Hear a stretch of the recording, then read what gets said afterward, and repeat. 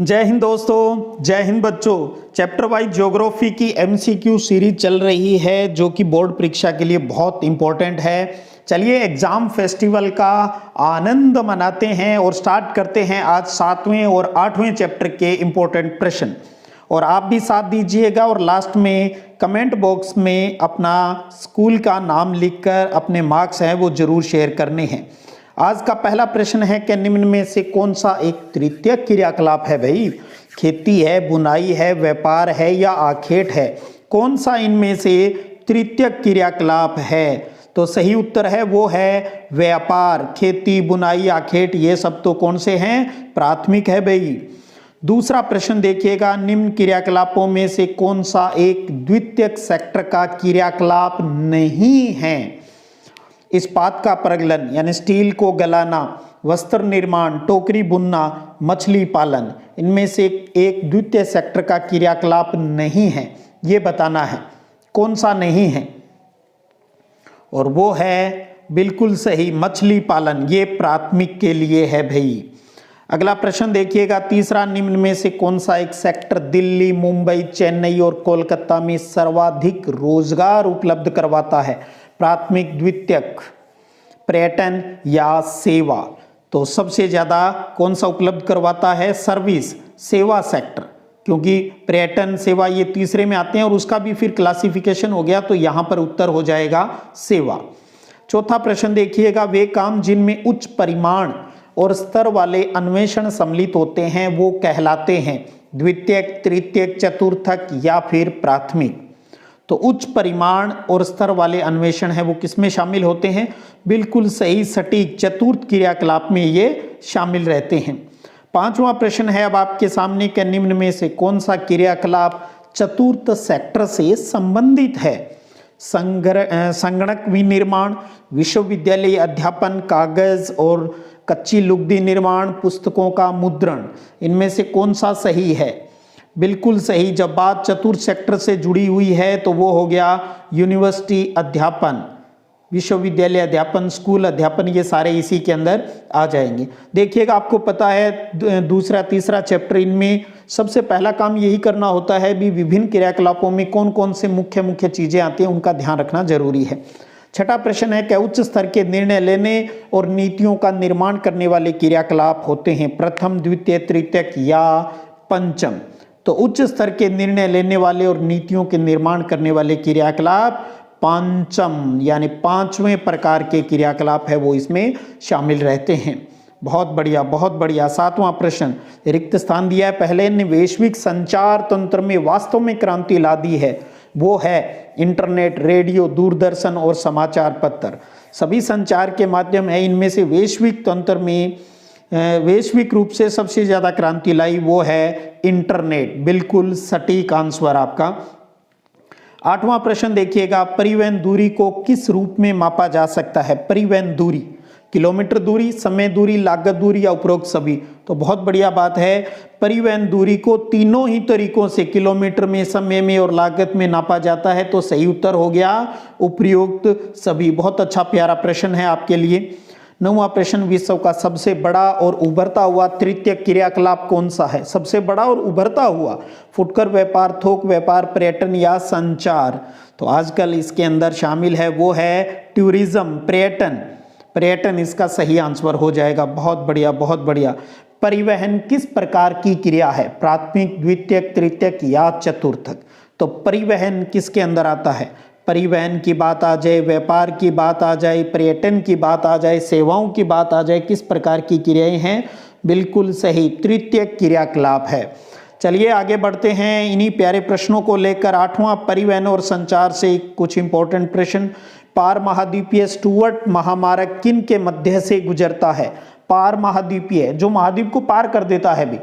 Darwin और Melbourne, Edmonton और anchorage, Vancouver और सेंट जॉन नगर या चेंगडू और लहासा? क्या है सही उत्तर? ध्यान रखिए वो है बिल्कुल सही, डार्विन और मेलबर्न। पार महाद्वीपीय स्टुअर्ट महामार्ग की अगर बात आ जाए तो। दूसरा प्रश्न है, किस देश में रेल मार्गों के जाल का सघनतम घनत्व पाया जाता है? रेल मार्गों के जाल का सबसे अधिक डेंसिटी है वो कहां देखने को मिलती है? ऑप्शन आपके सामने लिखे हुए हैं।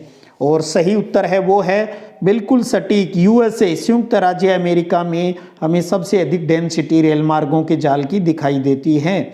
तीसरा प्रश्न, वृहद ट्रंक मार्ग होकर जाता है। वृहद ट्रंक मार्ग कहां से कहां? भूमध्य सागर, हिंद महासागर से, अटलांटिक महासागर से, दक्षिणी अटलांटिक या उत्तर प्रशांत महासागर से, कहां से जाता है? बिल्कुल सही, उत्तर अटलांटिक महासागर से ये गुजरता है। वृहद ट्रंक मार्ग इसको कहा जाता है।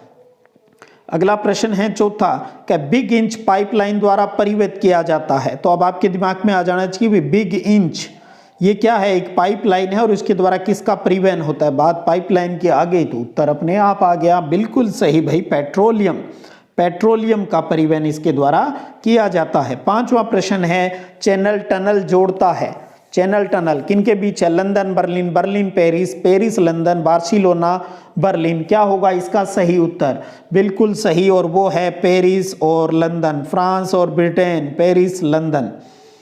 अगला छठा प्रश्न है आपके सामने, विश्व का सबसे लंबा रेल मार्ग है? कनाडियन, पैन अमेरिकन, ऑस्ट्रेलिया अंतर महाद्वीपीय या ट्रांस साइबेरियन रेल मार्ग? सबसे लंबा रेल मार्ग बिल्कुल सही, ट्रांस साइबेरियन रेल मार्ग सबसे लंबा है। कमेंट करके ये भी बताना भी इसकी लंबाई है वो कितनी है और किस देश से जुड़ा हुआ है। सातवां प्रश्न है अब आपके सामने कि स्वेज नहर जिन सागरों को जोड़ती है वो कौन से हैं? ऑप्शन अच्छे से देख लीजिए, ऐसा प्रश्न कई बार प्री बोर्ड में भी आपको देखने को मिला है। भूमध्य सागर, लाल सागर, काला सागर, भूमध्य सागर, उत्तर सागर, बाल्टिक सागर, बाल्टिक सागर और श्वेत सागर।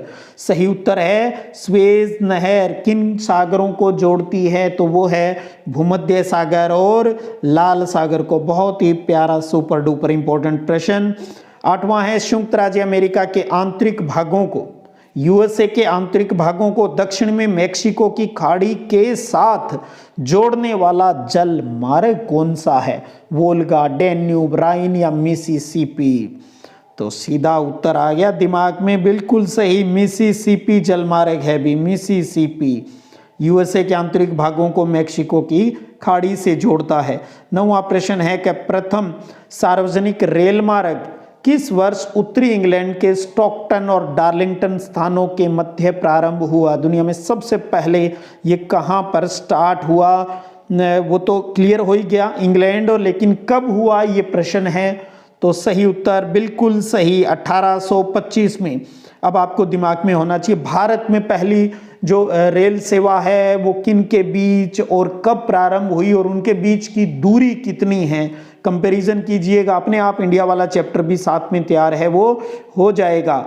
भारत द्वारा आर्यभट्ट का प्रक्षेपण कब किया गया? 1979, 87, 84, 88, साथ में तारीख भी दे रखी है।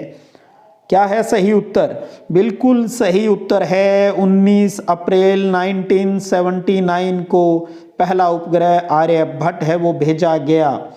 गणितज्ञ थे आर्यभट्ट। वोल्गा जलमार्ग स्थित है किस देश में है? रूस, भारत, अमेरिका या जर्मनी? बहुत प्यारा प्रश्न। वोल्गा जलमार्ग स्थित है वो है रसिया में, रूस के अंदर स्थित है भाई। अगला 12वां प्रश्न है कि पार साइबेरियन रेल मार्ग की लंबाई, पहले प्रश्न पूछा था अब उसका उत्तर आ गया भाई। 7050, 9322, 6050 या 8322?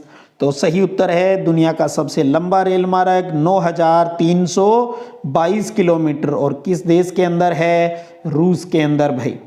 अगला 13वां प्रश्न देखिएगा, पार कैनेडियन रेल मार्ग की लंबाई, पहले हमने 9322 देख ली, पार साइबेरियन या ट्रांस साइबेरियन रेल मार्ग जिसको कहते हैं। अब पार कैनेडियन रेल मार्ग की लंबाई कनाडा के अंदर है भाई, और कितनी है बताइए बताइए बताइए चल। बिल्कुल सही, और वो है 7050। 7050 है कनाडा और 9322 है वो ट्रांस साइबेरियन रेल मार्ग। अगला प्रश्न है, ट्रांस साइबेरियन रेल मार्ग कहां से कहां तक जाता है? बहुत प्यारा प्रश्न, भी ध्यान रखिएगा। पार महाद्वीपीय रेल मार्गों के पूर्वी और पश्चिमी छोर के जो स्टेशन हैं उनको जरूर ध्यान में रखिएगा। ऑप्शन आपके सामने लिखे हुए हैं, जल्दी से पढ़कर उत्तर दीजिए। ट्रांस साइबेरियन रेल मार्ग के दोनों छोर के सिटीज कौन से हैं?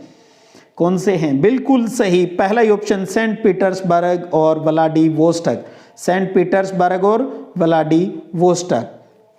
अगला प्रश्न है 15वां, पार कैनेडियन रेल मार्ग कहां से कहां तक जाता है? सीधी सी बात, सेम ट्रांस साइबेरियन रेल मार्ग की तरह दोनों छोर के सिटीज के नाम बताने हैं। ऑप्शन आपके सामने लिखे हुए हैं।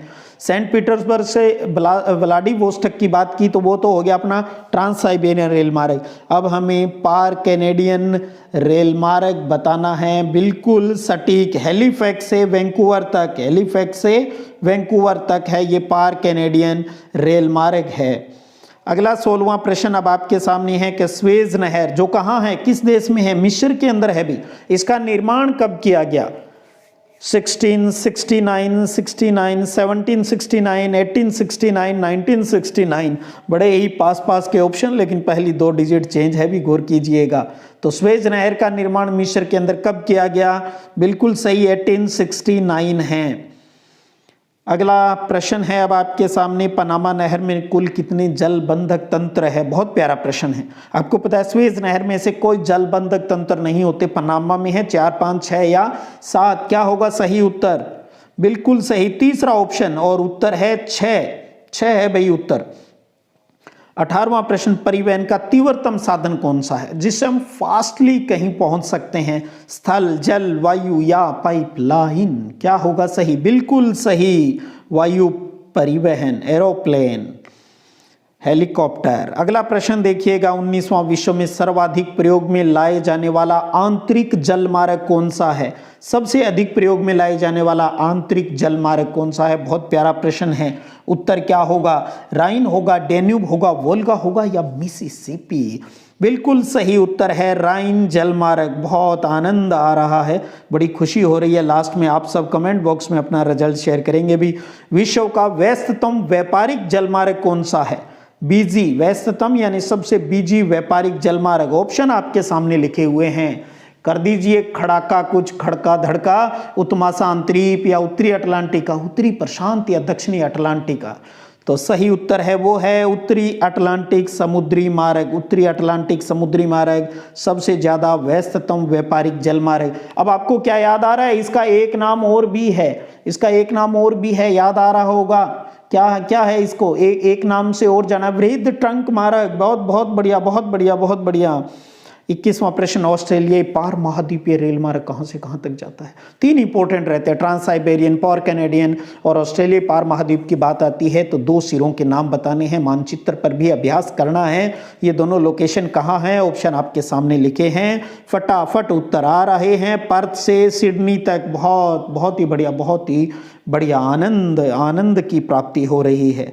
ये तो खेल है, ये तो एग्जाम फेस्टिवल है और फेस्टिवल का तो एंजॉय करते ही हैं, डांसी हो ही जाती है। परिवहन का सर्वाधिक सस्ता साधन कौन सा है? लीजिएगा, पहले फास्ट की बात की थी तो एरोप्लेन चढ़ गए, अब सबसे सस्ते की बात है तो कौन सा पड़ता है? स्थल, वायु, पाइप या जल परिवहन? तो सबसे सस्ता पड़ता है भैया, पानी से टाइम लगता है लेकिन सस्ता बहुत पड़ता है। जल परिवहन सबसे अधिक सस्ता परिवहन का साधन है। तो ये थे आज के चैप्टर वाइज इंपॉर्टेंट प्रश्न ज्योग्राफी के। आनंद आया होगा, अच्छे से इनको तैयार कर लीजिएगा, अभ्यास कर लीजिएगा, बार बार पढ़िएगा, अच्छे से दिमाग में सेट कीजिएगा। फिर इंपॉर्टेंट प्रश्नों के MCQ क्वेश्चन लेकर फिर हाजिर रहूंगा। तब तक जय हिंद, जय भारत।